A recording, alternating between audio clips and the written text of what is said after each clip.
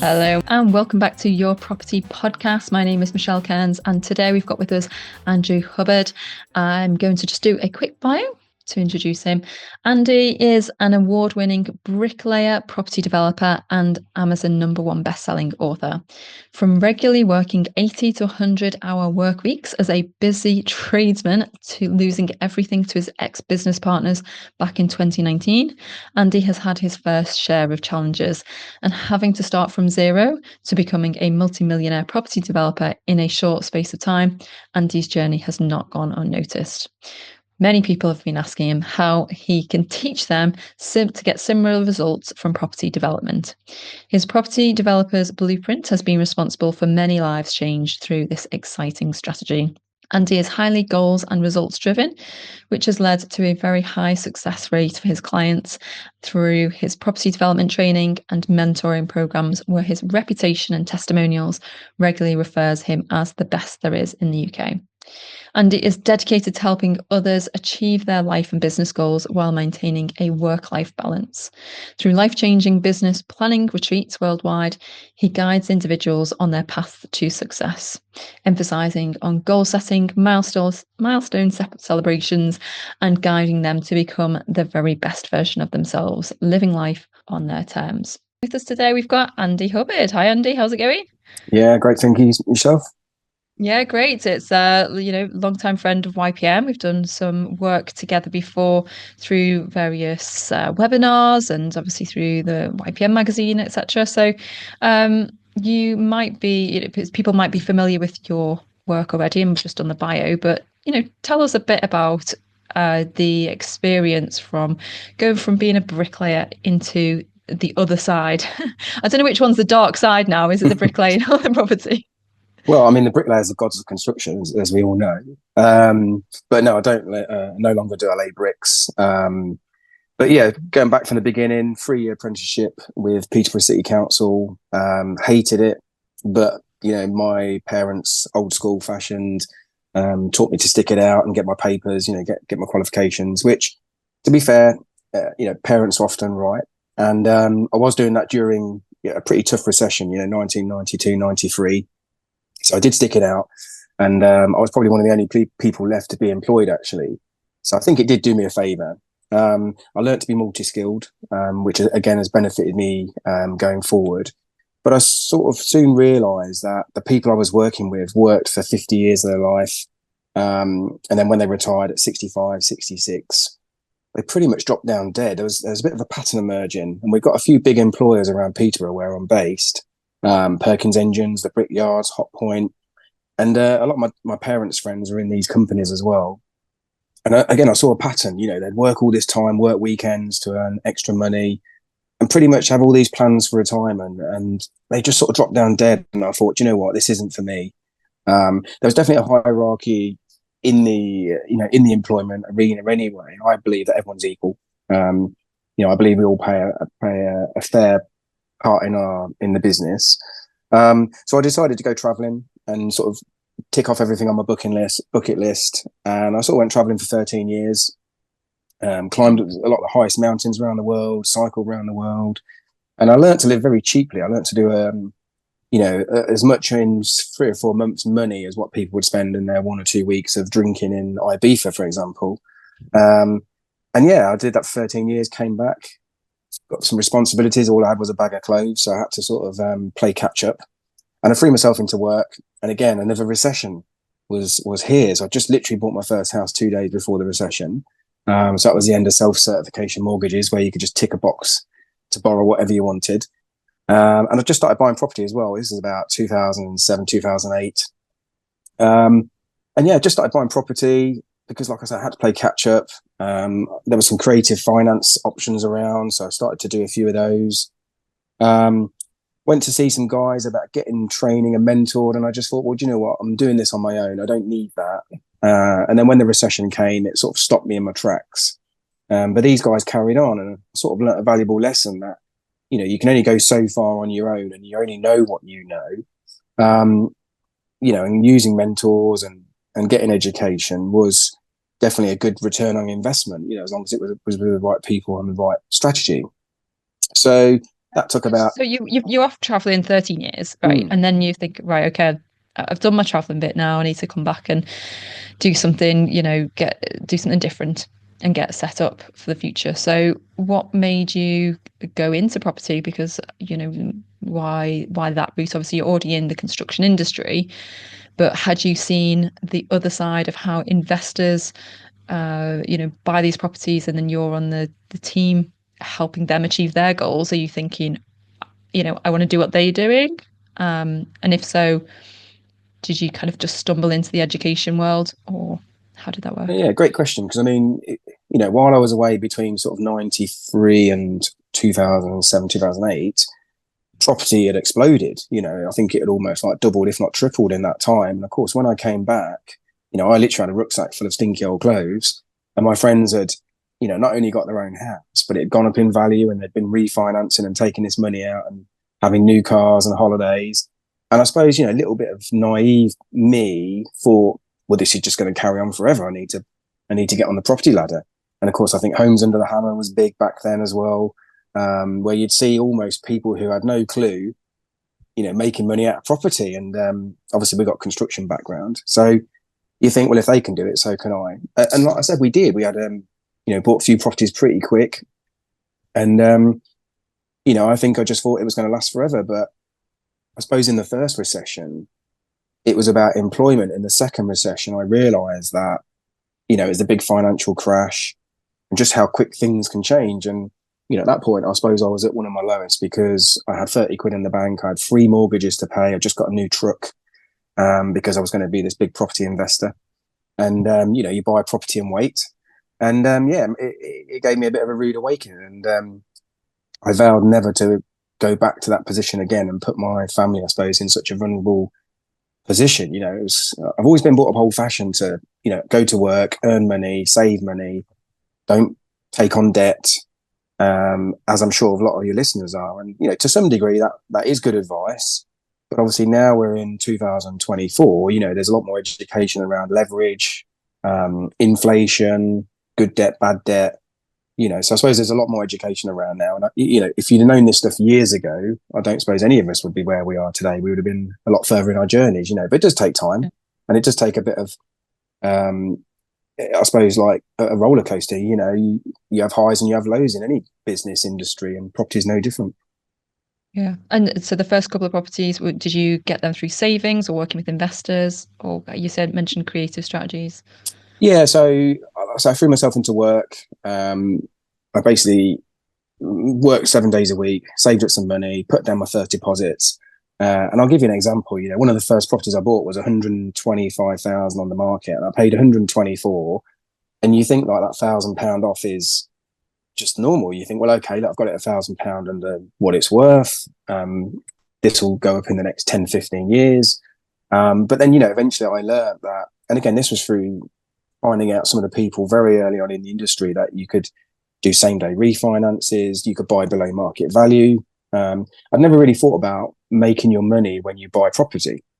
It was always buy property and wait. And again, when you learn stuff like that, you think, well, actually it's obvious, but you don't know it, and you've never been taught it in such a layman's term. And then I started doing BMV properties with leaflet drops. Some of these were way over 50% below market value. And this was all part-time while I was working. So I should have thrown myself full-time into it, really, looking back now. But again, I was a busy builder, trying to do property on the side, and was doing okay, I guess. And did you have in mind, because you mentioned about not being in a vulnerable position again, so was the focus about kind of paying the bills and making sure you've got enough steady income before you're in a position then to transition into property full-time, as in, being an investor? Was it kind of slow and steady, and just making sure that, that certainty of having the income was more important than the side hustle? Well, I guess the big mortgage was the biggest thing. Having a big mortgage, this is the first time in my life I'd pretty much had responsibilities, I guess. And my wife sort of wanted us to get rid of the big mortgage, and we was just started a massive renovation. Being a builder, we have a habit of building the biggest extensions and, ripping everything apart and putting it back together because we can. Not because you should, and it's not the best financial advice to, use your own home to make money on because it's tax free. But yeah, we was busy doing a renovation and loads of extensions, and my wife just said, look, let's get the house done, and once it's done, we'll sell it. And luckily, we added some value to that, and then we went from a big mortgage to less than half, and then we did that house again. That took another 2.5 years. And my wife was like, "Well, we're never moving again. We've had 5, 6 years of being upside down. The kids are, kids are missing out. We've got no life. All of our money and time is going into this build alongside you, busy building for customers and then doing the property." So that was it. And then I just said, "Well, look, I want to go back to my mentors. I want to go and learn from them because those guys knew a lot." And so I was ready to go back. We'd done 2 houses and we just got it signed off. My wife rang me that day and said, "Oh, did everything pass?" I was like, yeah, building controls, signed it all off. And she said, "I want to move." And I'm like, "You're joking. You said you said you weren't going to move again. We've just literally got the house finished and signed off." She said, "No, one more move. We'll get rid of the mortgage, take away the stress." So that was another 2.5 years of missing out on property, lots of hard work again, very busy working for customers again. I was pretty much 80 to 100 hours a week, like every single hour just went on working. And, but again, I realized that looking back, the opportunity cost really, cost me millions really, I guess, in being busy for it. Well, yeah, but I guess you didn't know what you know now, and it's easy to say, isn't it? Looking back, we could have gone down different routes, whether we would have even got to that stage. That's right. Yeah. Everything, But if you sometimes trace it you've got all to go through. backwards. Yeah. Yeah. And I suppose it made sense at the time to have this downsizing plan where you're simplifying your life and simplifying that mortgage because that's what's going to give you most certainty about the bills and ultimately free up your time to do something like what you're Yeah. doing now. So, what was the point where you thought? So you've got the final downsizing house, you reducing your mortgage again, and now it's time to invest. Then get Yeah. serious about the investing side, and So I did. And yeah, I basically went to a free event and it was a Friday, Saturday, and Sunday. And I almost never went because it's free. And you just think, well, I'm busy at work. First of all, I'm losing my day's wages because we get paid for what we do as self employed. And there's this little voice saying, "Oh, just go, just take the time off, go, you'll catch up with work next week." So I did. And I decided that when I was going to go and get educated and mentored, I was going to go all in and play catch up for those sort of 8 or 9 years where I've done okay again. Obviously I got rid of my mortgage at 40. I hit a lot of goals that I set myself to do. All my goals I actually hit. And yeah, so I went to a retreat because I thought, well, look, surely I'm better off starting off with a big master plan rather than going through all these different strategies to find out which one I want to do. And sitting there on the retreat, the first thing my mentor said was, "You need to remortgage your property and get your equity out." And I'm like, "Well, hold on, I've just spent 8 or 9 years clearing my bloody mortgage, and now you're telling me to remortgage." Because I didn't, you just don't know about using that money. You think, we're sort of brought up to pay a mortgage off, pay into a pension, get some savings. But, inflation erodes away debt. And this was a steep learning curve for me. Like I say, I went all in, and over them first few years, threw myself into loads of education, did a lot of networking, bought quite a few more properties, then scaled up into different strategies as well. I certainly realised what I didn't want to do. I didn't want to do service accommodation. I was getting a bit tired of being a landlord. I did start to see that, since I've been holding property for over 10 years, that I just couldn't see the gains. I couldn't see this getting me where I wanted to be. And, every time you've got a tenant in there and they move out, it was a refurb. Then the tenants don't pay. Then the boiler breaks down every 5 years at best, if because that's how long they last. And I just kept seeing the profits being, eroded away. And then the tax system changed with having to put them into limited companies or in your own personal name where you couldn't offset the mortgage. So I saw legislation changing. And I just thought like this was going to take me forever. So yeah, it was time to switch strategies to, I guess, what I'd always known and always done for other people and seen big results, yeah. Well, that's where your skill set is. So it's almost a little bit counterintuitive that you've gone down the landlord route when you had all these skill set as in construction and building and the development side of things. So you kind of come full circle now, and just focusing on on the development side. But I suppose the landlord investing side gave you that cash flow. Passive income And was then the two words I think yeah, most people passive, like. yeah, recurring, Yeah. one of those two. But then now it's about the bigger chunks of cash, right? So Yeah. I that's mean, the worst, in my opinion. when I used to come back from traveling, because I used to dip back to England purely to earn some money to get out. And I used to, again, I'd work 7 days a week, go and build a few houses for some clients. But, all the developers, they just seem to pull up on site in the latest cars, latest Range Rovers. They'd always be off to Spain in their villas. And, you was doing the work. You was out there in the mud and the rain and the wind. And yeah, you was earning, at the time, what seemed like good money. But technically, you are doing all the work. And I know they're taking the risk. So, I just thought, do you know what? There's something missing, and if I can find out what that is missing, like the gap in my knowledge, I can do most of this myself already. And the gap in my knowledge was the finance. And I met a really good broker a few years ago on a big project. We was working on an office of 34 apartments, big conversion. I was doing a JV with, and I realised that actually this funding side is actually a lot more better than what I thought. The amount of money they were going to give you compared to the size of the project and the profits was crazy, and I thought, well, hold on, if I can work on one project, I've got to put a lot less money in, or I've got to do multiple deals with properties, and I've got to put a lot of money in. It's getting harder to get your money out, big deposits. And some of these plots of land, I was putting in less money into a plot of land than what I was putting into a buy to let. And it was pretty much after my first development, which was only a single bungalow, I realised I didn't need any money. I could just use the development finance relationship to keep going from deal to deal to deal, without putting any equity in any of my own money. What was that like, that aha moment?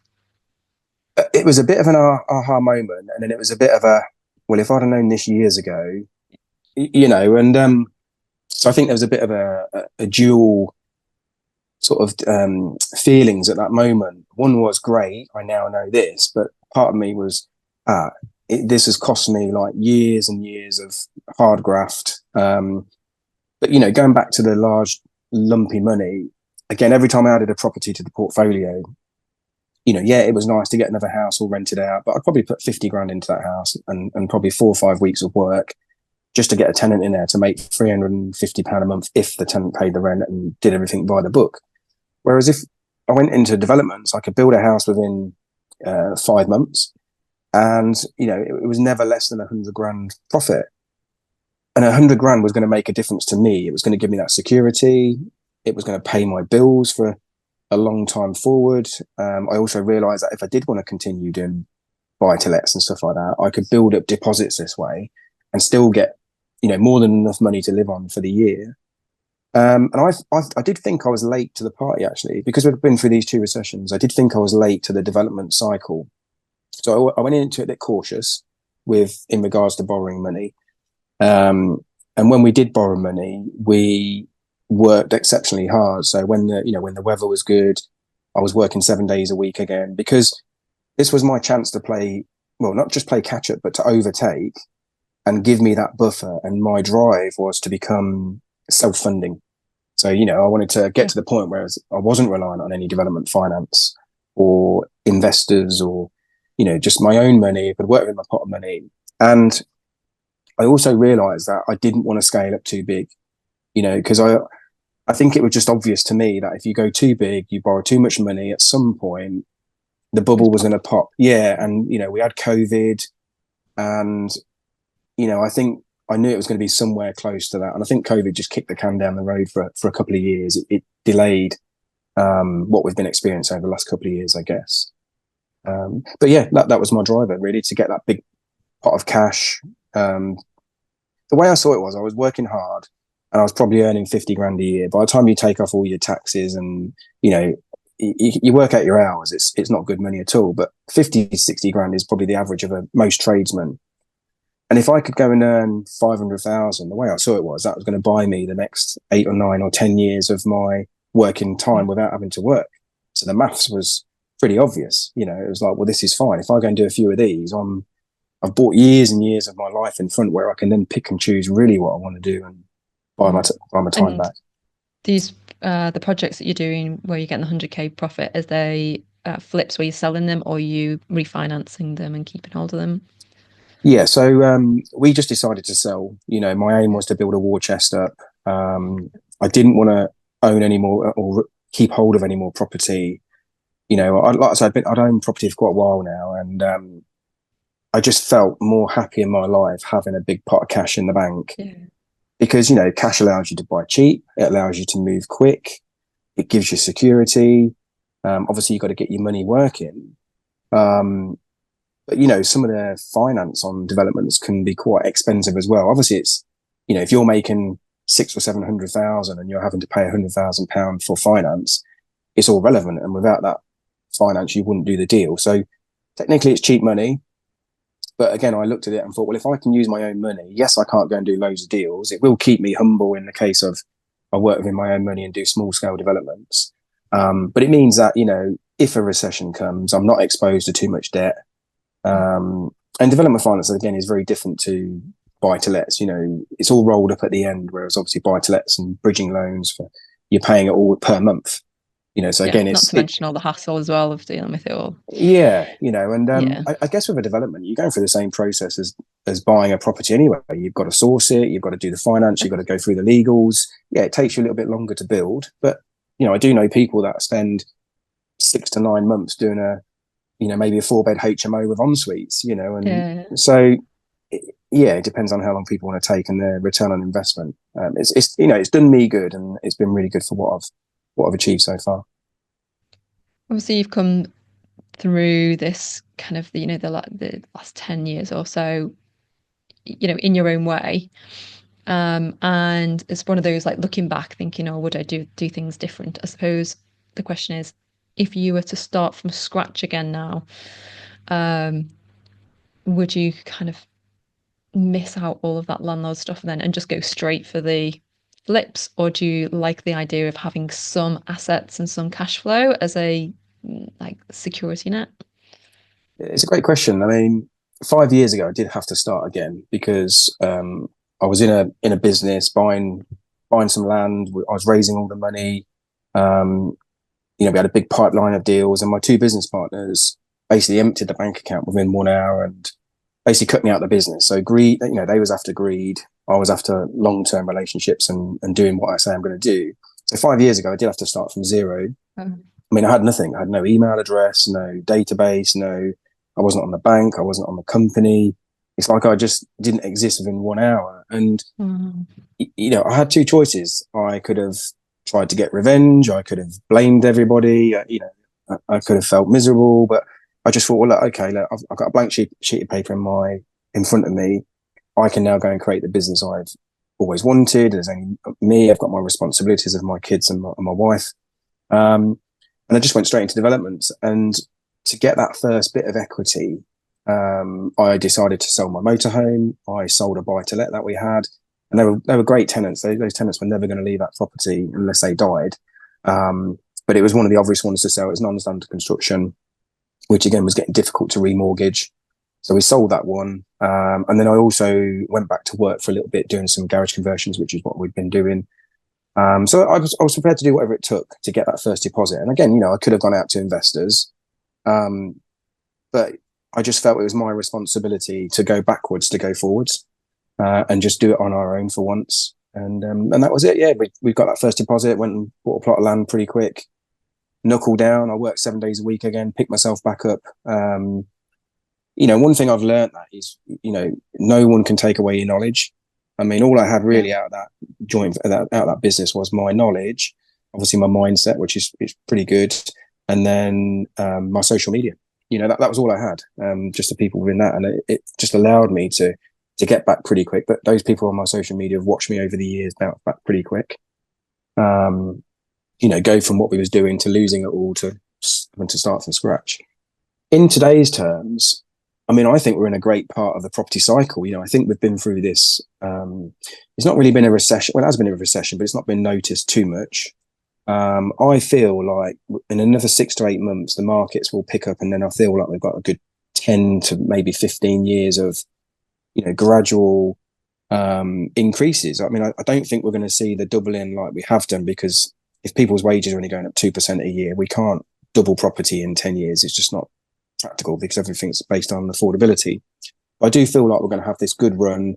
We've got a government in now, Donald Trump's in, so we should technically have a bit of stability. Hopefully the wars are going to ease. I think there was some big news in Syria last night. I don't really watch the news, but I think there's some big news. There's a 60-day ceasefire, I know that, but I think something came out of it yesterday that was very good for the Middle East. But yeah, and the reality is you've only got to work on one deal. That's what I like. And if it takes a bit more effort and a bit more time, that one deal will far overtake building a portfolio and, slow and steady.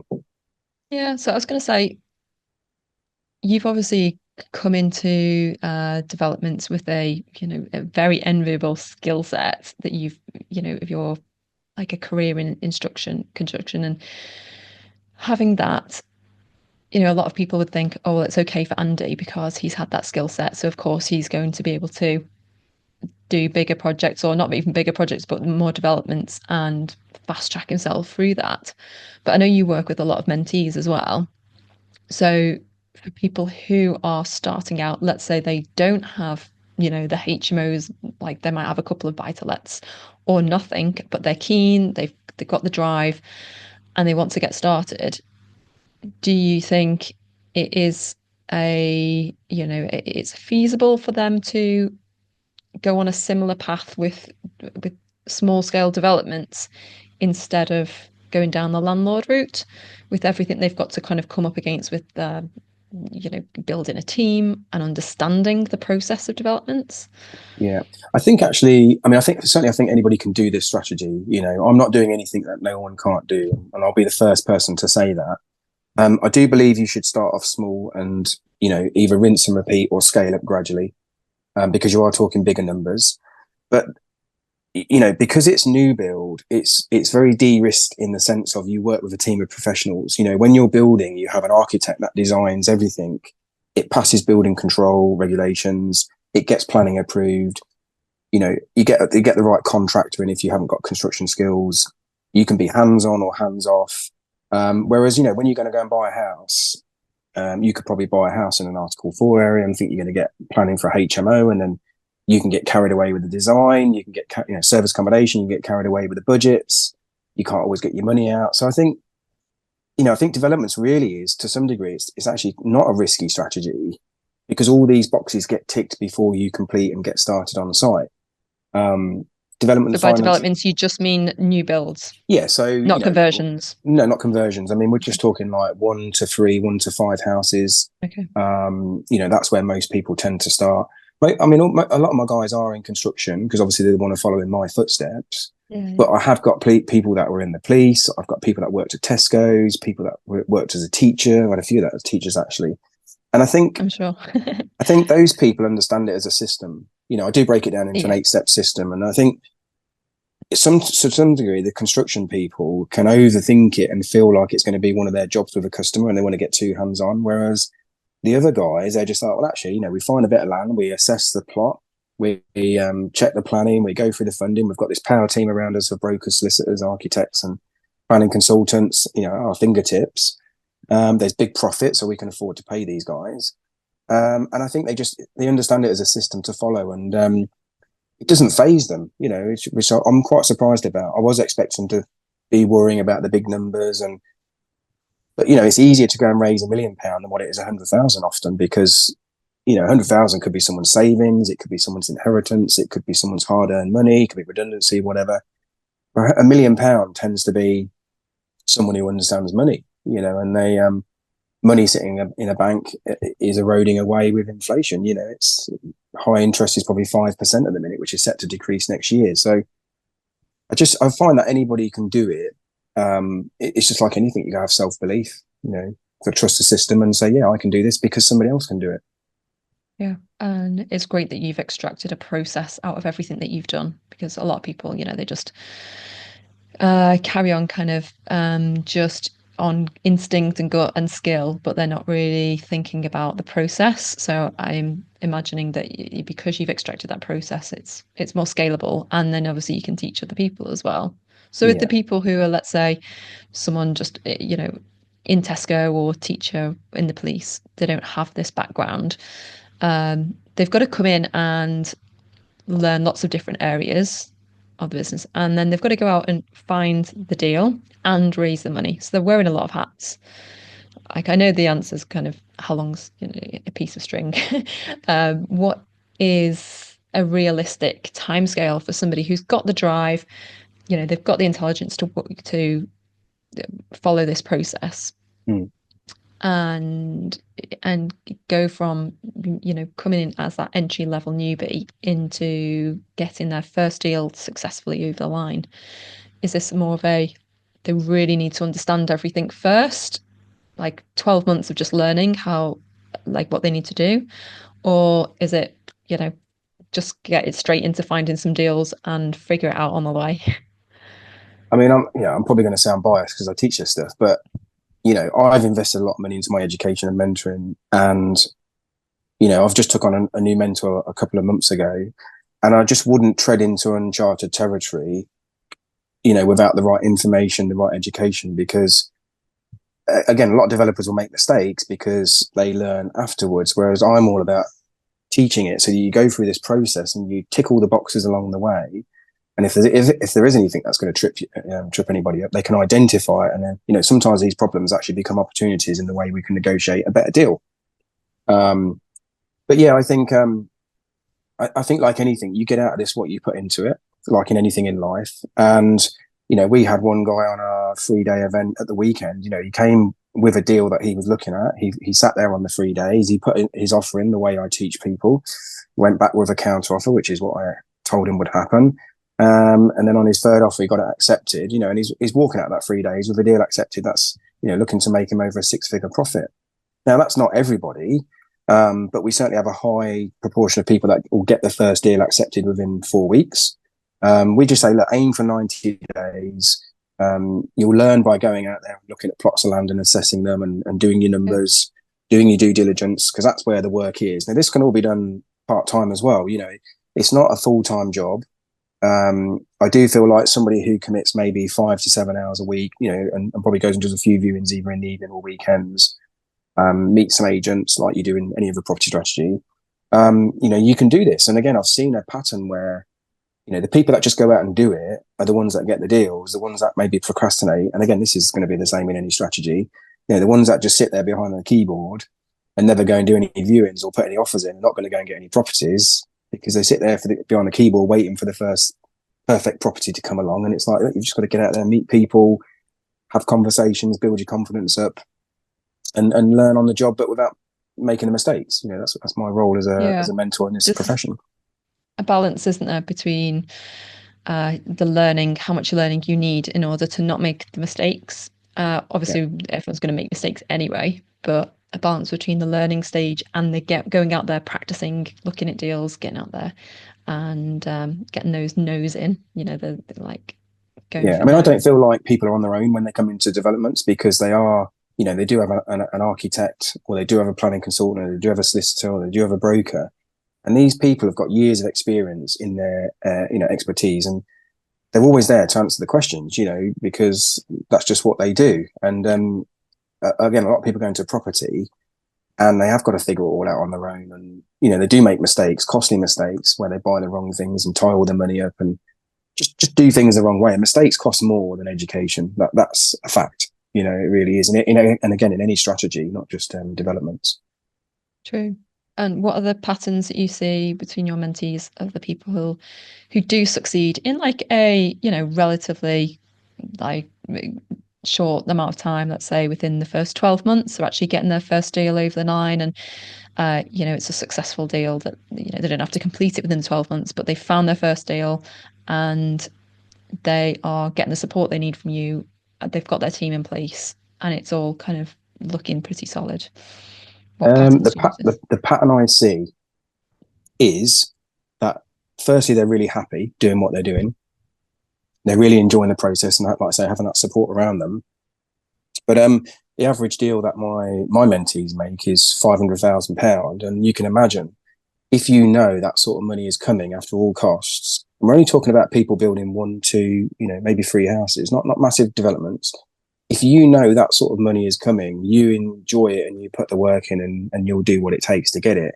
When you're only going to get £350 a month out of a buy to let, I just don't feel like you're going to enjoy the process. And most people enjoy their first property, and they do the old key photos on social media, and that's great. But I don't think they understand the strategies. How long it's going to take them to get to where they want to be, how many properties they need. And I always say to people, start off small and aim for the first 100. Well, most people just do 250 upwards, and 500,000 tends to be the average deal. And you think, this is just mad that you can go and build one house. I've got one guy who's building one house, 600,000, and he bought a bungalow on Rightmove. He just walked around, found the bungalow, didn't, put planning in to demolish it, got it passed straight away. And he had a free strategy there. He was going to either demolish and build, which is what he wanted. He was going to extend his permitted development rights and refurbish, or he was just going to refurbish. All 3 of those strategies worked, but obviously giving him different profit margins. But he's making 600,000 from building one house, out in Norfolk. And how many buy-to-lets have you got to get to go and get that? And this guy, he's like me. He doesn't do any of the work. I don't do any bricklaying. I don't work on the tools. I get all the trades in to do all the work. And again, you can do this yourself. You can get a project manager. You can get a main contractor. When I did like the 34 apartments, I had a main contractor and just popped to site once a month for about an hour and a half, 2 hours. And that was it. And I came away and it was all, all 34 apartments were done. I didn't get involved in fetching the materials, dealing with the trades. It's just a fixed price contract. My sons work for me. We work together as a family business. And that's the reason I'm probably a bit more hands-on at the moment. But, they're ready to clip their wings and fly on their own. They're only 22. I've just bought them another site. They can do this on their own. There's nothing that they can't do actually in that stage of the works. So I think that's what I like about it. The people that come through the training and I mentor, they just really enjoy it, knowing that one deal is the life changer. And that's changing, yeah. And that's what they've got to focus on. They don't have to have overwhelm of trying to think 20, 30 properties. And, it's easy to manage one thing than 20 or 30. There's no two ways about it. That's true. And then I suppose the other side of it is, people think about the money, it's going to be expensive. How much money do I need? Which is what I used to think. But, we've got guys doing joint ventures with landowners where they don't put any money into the deals. And they share the profits, and they both come out of it with huge profits. It's a win-win, because the landowner gets more money than what they would even put it on the market for, or what it's worth. How many people in today's world go around offering to pay the vendors more money than what it's on the market for? This is the only strategy I know where you can give away a couple of 100,000 and you still come out with whatever, 400, 500, 600,000 out of the deal. And you think, I haven't had to put any equity in. I've not had to buy the land. I've got my landowner there, so we can get on with it really, really quick, and we both make, a huge amount of money out.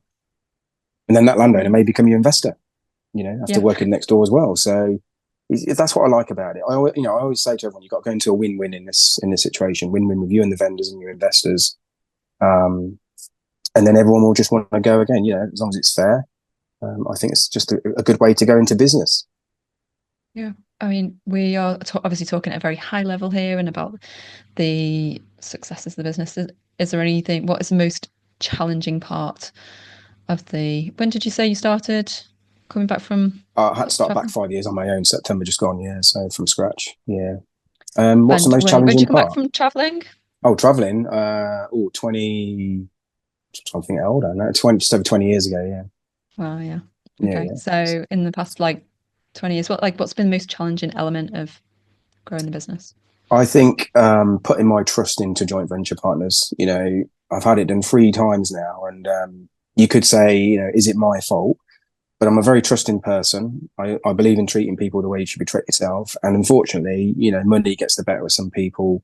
And, I'm not going to be the only one, who's on this podcast. There's going to be other people that have, definitely had it done to them. And it just tends to be the good people get ripped off a lot of time. And it's just, I think like anything, you just have to be cautious. So I guess that's been the challenging thing, is having to start from scratch several times. But to be fair, it doesn't faze me now. You could strip everything away from me today, the money, the cars, whatever. And I just feel like I'll bounce back within a few months, because I've got my social media, I've got my mindset, I've got my education, I've got my contacts, and I could probably, do what I've done in 5 years, probably in 2 years, And I think that's the Mhm. same for many successful people. A lot of them, when you look back, they have lost everything and they've bounced back, 10 times as quick because they haven't got any clutter, haven't got any baggage. It's like a Yeah, blank sheet of exciting. paper, off we go.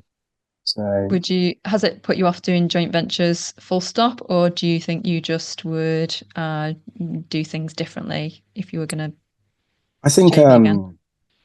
yeah, I think you just need someone whose values align with you. And I always say to people that go into joint ventures, you should both feel like you've got the better end of the bargain. And I think looking back, I knew they had the good end of the bargain, which is why they approached me because of my contacts, my skill set, um, my social media, the people I could work with pretty quick. And I think they just took advantage of me looking back. But it is what it is. You can't change the past. No. I'm always fully focused on moving forward for me and my family. I have very clear on my vision and values. I'm always thinking several years ahead. And yeah, I don't dwell on stuff like that. I think we mentioned it earlier. You are where you are because of these things, and through good or bad, those lessons are quite valuable. Really. Absolutely. Mm. Wow. It's really inspiring to hear that story. And let's wrap up. We are now in December 2024. What's been the highlight of your year so far? Highlight of my year. I love seeing my mentees get on site. For me, that is what I do it for. So, I go to visit all my mentees on site, not just at the beginning. I try and go in between and go and see them at the end. We have some videos on our Developing Own YouTube channel because I feel like these are real people that were sat there, maybe listening to something like this one at one point, thinking, well, do you know what? Yeah, if they can do it, so can I. And this one deal is going to change everything for me and my family. I'm going to go for it. And, I genuinely get to meet some really, really good friends for life out of what we're doing, like really good friends. I mean, they will do anything for you, which is quite humbling, because like I say, we're just normal people, me and my wife, very approachable, very personal in the way we work with our clients. And yeah, that's been the highlight for me. I think another highlight is, we now travel for 6 months a year. So that's like in our diaries way in advance. And I still manage to run the sites from my laptop and my phone for just, 10, 15 minutes a day. Whereas years ago, I always earned my money with my hands. And through training and mentoring, I've learned to leverage, to just build the right team of people. And you can do more by doing that than physically working on the tools and doing everything yourself. And, you have to get out of the way. So lots of highlights. Like I say, my boys are ready to build their own sites out on their own. I've just helped them set up another business in construction where they've already got, made money in the first 2 weeks. So not many businesses do that. Most businesses take quite a few years. And yeah, just focusing forward, really looking forward to 2025. Got lots of good plans for next year. Well, sounds very positive and yeah, really inspiring. Like I say, it's quite the journey, and I think people can really see that there's been highs and lows, but actually your mindset, your grit and determination, and really like the vision for the future is what's like I don't want to say like pulls you through, but it's just you're kind of steamrolling through your life to this vision, but enjoying it on the way as well, and having the time out to go traveling, having the time with your boys as well, and your mentees doing what you enjoy. Like that's what it's about, isn't it? So Definitely. it's great. It's great to hear. Okay, so where can people find out more about what you're up to, and if they want to get involved in training with you or seeing if it's the right thing for them? Where can Yeah, they so they can follow me on socials. So I'm on all the socials, Andy Hubbard or Andrew Hubbard, Developing Homes. And like I say, we're on YouTube, Facebook. We do a 3-day course in Peterborough, which is the property developer's blueprint. So we teach people the whole system. We break it down into 8 steps. Really good courses. I mean, we get a really high caliber of people. So even the networking alone is just great over the 3 days. We always get joint ventures done in the room. So we get a lot of construction people. We get a lot of people in property. And those two just work hand in hand because the property people have done all the financing, the legals and the sourcing, and the construction guys can just get on with doing the build. So it can be a really great room to go and meet people.